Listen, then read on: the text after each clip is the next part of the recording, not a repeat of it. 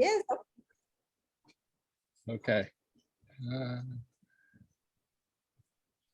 All right. Thank you, Doctor. Thank you for the introduction. Good evening, ladies and gentlemen of all ages. This was a very important speech that changed the history of the world. Back in 1962, when this speech was delivered, the USA had just launched the first two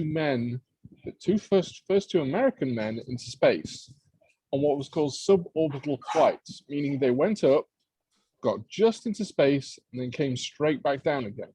They didn't get into orbit like the space station is now and other rockets and satellites are. They just went up and then came back down. The first two Americans. The Russians at this point had launched 3 men into space. All had orbited the Earth at least once. So this was the very, very, very, very early days of the space race. It's going to be 60 years next year that this speech took place. In the speech, President John F. Kennedy of the United States of America set out a challenge to all the Americans to get to the moon before the Russians got there. He didn't say the Russians, he implied it all the way through the speech. And to me, the Apollo space missions to the moon were the most significant thing I've ever seen on TV in my life.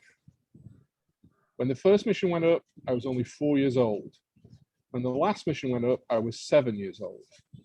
And during that mission, the last mission, I decided that I want to go into space. So that's my top goal. I might get there one day, maybe, hopefully. And if I do, I'll give you a special speech. I'll write it while I'm up there or record it when I'm up there and bring it back down and send it all to you. Okay, so let me start the speech. It's a long speech, so Dr. Halima, if you want to stop me at some point, go ahead. It's in 3 basic sections, so I'll start. And I don't like reading speeches, by the way. I'm terrible at reading scripts and things, so I'll do my best. And I'll try and keep my eye contact with you as well as I can. Here we go. We set sail on this new sea because there is a new knowledge to be gained, and new rights to be won, and they must be won and used for the progress of all people. For space science, like nuclear science and all technology, has no conscience of its own. Whether it will become a force of good or ill depends on man, and only if the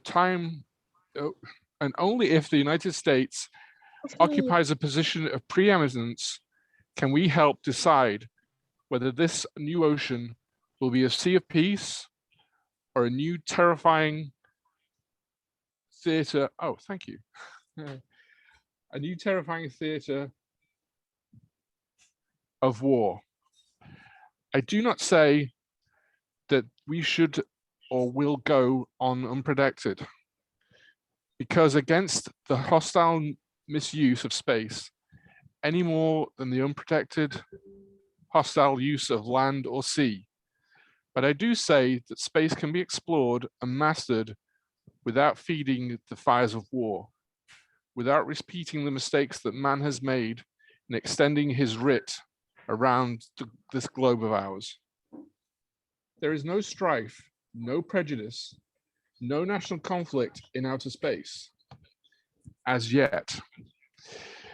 Its hazards are hostile to all of us. Its conquest deserves the best of all mankind, and its opportunity for peaceful cooperation may never come again. But why? Some say the moon. Why choose this as our goal? And they may all well ask, why climb the highest mountain? Why, 35 years ago, fly the Atlantic? We choose to go to the moon. We choose to go to the moon. We choose to go to the moon in this decade and do the other things, not because they are easy, but because they are hard. because this goal will serve to organize and measure the best of our energies and skills, because this challenge is one that we are willing to accept, one we are unwilling to postpone, and one we intend to win, and the others too. John F. Kennedy. Well done. Great job. Very nice. That's Very good. Very good. that's amazing to Very me good. to have to